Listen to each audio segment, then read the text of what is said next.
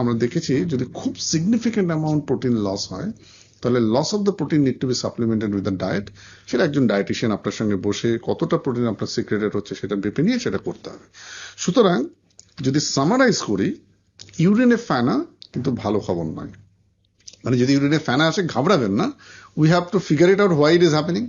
Is it because of diabetes, it is because of hypertension, it is because of other glomerular disease, or এই ফ্যানাটা প্রোটিনের জন্য নয়, হয়তো বা ইনক্রিজ ফসফরাস ইউরিন সিক্রেটেড হচ্ছে বলে হচ্ছে, সেটা হলে তো ঝামেলা নেই। কিন্তু বেশিরভাগ ক্ষেত্রে 90% ক্ষেত্রে ইউরিনের ফ্যানার কারণ কিন্তু যে protein leakage in the urine. যদি সেইটা হয় তাহলে আমাদের ইউরিনটাকে টেস্ট করতে হবে। সেটা স্পট ইউরিন থেকে আমরা অ্যালবুমিন ক্রিয়াটিনিন রেশিও টেস্ট করে বুঝতে পারি, বা 24 ঘন্টার ইউরিন যেটাকে গোল্ড স্ট্যান্ডার্ড টেস্ট বলা হয়, সেটা কালেক্ট করে কি মাত্রায় প্রোটিন বেরোচ্ছে সেটা জানাটা খুব জরুরি। কেন জানেন?